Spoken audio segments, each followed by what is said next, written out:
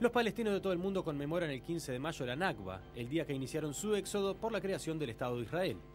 Según la Agencia de las Naciones Unidas para los Refugiados Palestinos, estos son las personas cuyo lugar de residencia habitual era el mandato británico de Palestina entre julio de 1946 y mayo de 1948 y que perdieron sus casas y medios de vida como consecuencia de la guerra árabe-israelí de 1948. En Uruguay, la Comisión de Apoyo al Pueblo Palestino realizará una actividad este viernes en la Facultad de Derecho a las 19 horas. Habrá una oratoria de contextualización por parte del profesor Alejandro Ahmed Franco y luego se recibirán testimonios de varias víctimas. Muy bien, y para hablar de este tema estoy recibiendo dos integrantes de la Comisión de Apoyo al Pueblo Palestino, Rubén Elías y el profesor Alejandro Ahmed Franco. Gracias por esta visita. Una primera pregunta que tengo es porque, bueno, cuando uno empieza a buscar información, encuentra de todo tipo y color para preparar una nota. Se festeja en fechas distintas la Nakba. Algunos lo festejan, festejo está mal la palabra, se conmemora o se recuerda en distintas fechas. Algunos cuando es la fecha de la creación del Estado de Israel, pero hay otros que la consideran unos días después. ¿Por qué se dan esa multiplicidad de fechas? Son distintas interpretaciones.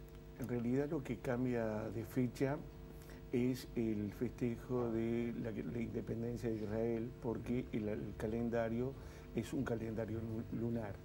El 15 de mayo es dentro del calendario que utilizamos nosotros. Por eso el otro festejo es el de los árabes israelíes, la otra conmemoración es la de los árabes israelíes. También lo hacen alrededor del 15 de mayo en base al calendario de las Naciones Unidas. Ah, bien, porque hubo algunos que por lo que leía por lo menos, hubo algunas marchas y demás en Israel que se dieron el 8 de este mes. Pero bueno, son problemas de calendario, porque también el calendario islámico también es lunar. Entonces, digamos... Ahí se generan los desajustes de fechas. Tratemos de contextualizar un poco, porque de repente estamos a 64 años de que fue la Nakba, ¿no? 66. 66, fue en 1948. Tratemos de recordar, tú, Alejandro, sos quien va a estar contextualizando esto el viernes. ¿En qué situaciones, en qué contexto se da todo esto y cómo es ese primer impacto que desplaza, según distintas versiones, entre 500.000 y 1 millón de personas? Bueno, las cosas han cambiado desde el 48 a esta época. Volviendo al contexto de Nakba, yo diría que no hay una fecha fija de la Nakba, porque hay un proceso. O sea, el desalojo por la fuerza de la población árabe no se hizo todo en un día, sino que se hizo en fechas distintas y en lugares diferentes. Se toma como símbolo de ese desalojo forzado la matanza de Der Yassin, que es una aldea donde la totalidad casi de sus ocupantes fueron asesinados. Y después se toma esta matanza de Der Yassin como elemento de persuasión, digamos, para la población civil de que era mejor abandonar sus hogares, sus pertenencias, antes que exponerse a una nueva masacre. Entonces, no se puede tomar eso como una fecha fija. De que ha cambiado el contexto, ha cambiado. Y digamos que la Nakba empezó, pero continúa. Empezó en el 48, pero continúa en la actualidad. Y se ha dado el caso que en el año 67, a raíz de la guerra o la batalla de los 6 días, hay gente que se exilió o se refugió o escapó 2 veces, en el 48 y después en el 67. Por lo tanto, dentro del contexto de la situación internacional, yo diría que hay una mayor sensibilidad en estos momentos sobre la situación de estos refugiados, que de acuerdo a las Naciones Unidas hay más de 5 millones de refugiados. Claro, porque se empieza a considerar no solo las personas que tienen que refugiarse en la primera fecha, sino luego su descendencia. Hay una continuidad.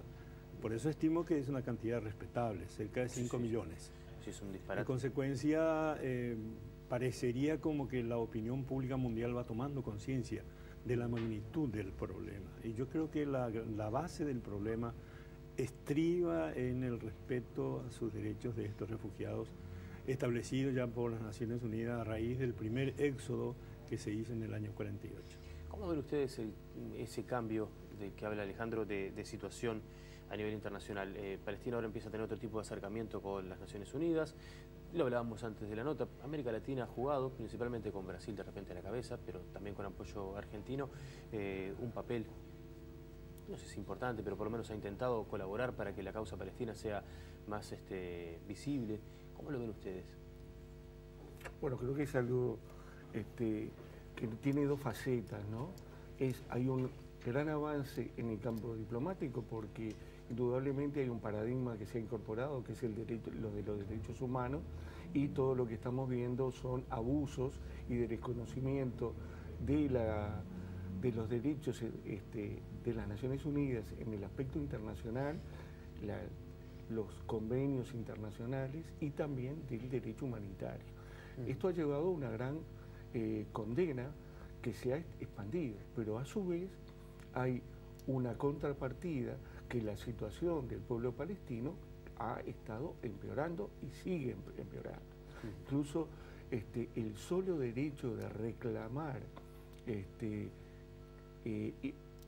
participar de espacios de las Naciones Unidas implica amenazas por parte del Estado de Israel de cortarle, por ejemplo, lo que cobran por ingresar productos que le corresponde al pueblo palestino, no entregárselo. Es decir, hay todo pero recordemos que cualquier producto, digamos, ese dinero que tiene que ingresar a Palestina, como digamos, Uruguay vende algo, por ejemplo, el dinero viene directo a Uruguay. En el caso de Palestina, el dinero no va directo a Palestina, tiene que pasar a través de Israel. Israel abre o cierra el grifo del dinero que Palestina recibe por sus propias operaciones comerciales. Una cosa muy difícil de comprender. La recaudación, los impuestos, todo eso lo cobra Israel y después se los entrega o los retiene. Digo, una cosa que es una demostración más de que no existe una autonomía, no hay un derecho a autodeterminación e incluso más. Nosotros constantemente estamos viendo en estos mapitas que tú tienes que recién allí, estábamos mostrándolo, cómo la tierra, digamos, de Palestina se fue transformando de lo que podríamos decir un país, un trozo, una porción de tierra firme, a ser una especie de archipiélago, de pedacitos de tierra salpicados. Marcar lo que es esos pedacitos. Primero que tenemos, por un lado, una zona toda de punteaditos, y por el otro tenemos Gaza, pero eso está separado. ¿Cómo se va a constituir un Estado cuando arbitrariamente se está fraccionando, se está separando? Y eso que aparece todo como punteadito y no aparece como una Cisjordania, es porque allí hay toda una serie de rutas que son de uso exclusivo para Israel. Son consideradas estratégicas y se siguen construyendo colonias y se sigue expulsando. O sea, lo que decía Alejandro, esto comenzó antes del 48, es decir, en la medida que se avanzaba hacia una división, pero continúa hoy día. Entonces, hay un término que tenemos que usar, que es limpieza étnica. Se está expulsando a todo lo que sea no judío de Palestina. Y cuando digo no judío, es que nosotros tendemos a plantearnos como una falsa oposición, como si esto fuera religioso y abarcara solamente a israelíes, judíos y palestinos o árabes musulmanes. No nos olvidemos que allí es la cuna de las tres grandes religiones y que también hay protestas y movimientos por parte de los cristianos. Los cristianos no pueden ir a Belén. ¿Por qué? Claro. Rubén hace referencia al tema de limpieza étnica. Entonces, que es una situación que tiene un manejo del idioma en una cantidad de aspectos muy particulares. Si pasara en Uruguay diríamos que están ocupando los territorios. A nivel internacional se dice que hay territorios que son colonizados. ¿Cuánto pesa el manejo de la terminología después a la hora de entender el problema de fondo? ¿Y cuánto pesa de repente para causar una distracción y no entenderlo? Bien. Cualquiera de los dos términos son, a mi criterio, muy ilustrativos, ¿no? Hoy por hoy, el colonizar en sentido nato de la palabra colonización no es un término a nivel internacional muy prestigiado. Es decir, los colonizadores se cuidan mucho de decir de que van a colonizar un territorio determinado, de ultramar, como a veces suelen expresar. Es lo que antes llamábamos invasión. Para colonizar hay que invadir, indudablemente, ¿no? De esa manera se hizo el siglo XIX, el XVIII, parte del XX con la ocupación militar, diplomática o lo que sea de un territorio determinado que después pasa a ser colonizado y se convierten en colonias.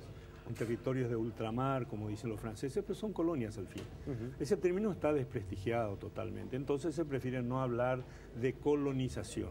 Se emplea un poco el término de colonización para decir que presuntamente van colonos israelíes a colonizar determinado pedazo de tierra perteneciente a palestinos, y lo hacen con esos asentamientos que tienen respaldo militar y que en el fondo son tierras de los palestinos, de propiedad de palestinos.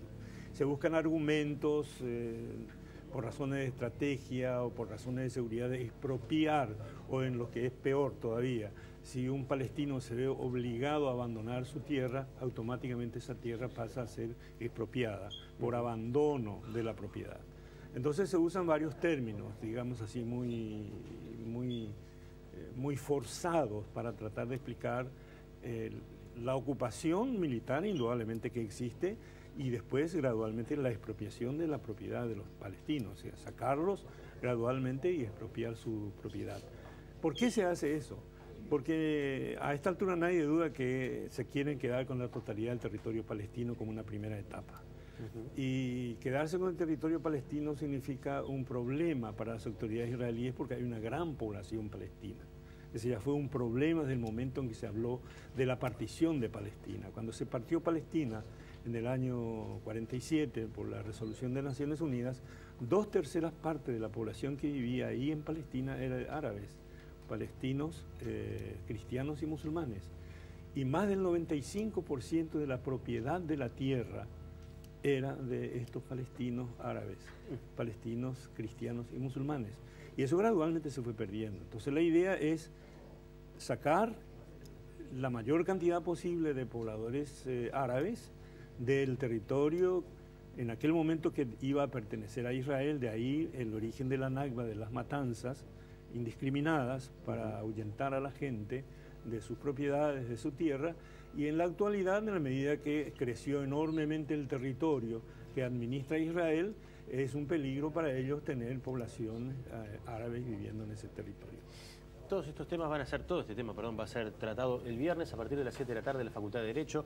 El profesor Ahmed va a estar, contextualizando mucho, pero también va a haber palestinos que van a estar dando sus testimonios de lo que ha sido padecer toda esta situación. Y la idea es un poco tratar de limpiar la hojarasca y llegar a la información lo más clara posible. Les agradezco la visita, que tengan éxito en esta actividad del próximo viernes, que repito es a las 7 de la tarde en la Facultad de Derecho con entrada libre, ¿verdad? Sí, señor. Muy bien, bueno, éxitos entonces, gracias por haber venido, Rubén Elías y profesor Alejandro Ahmed, gracias por haber estado por aquí.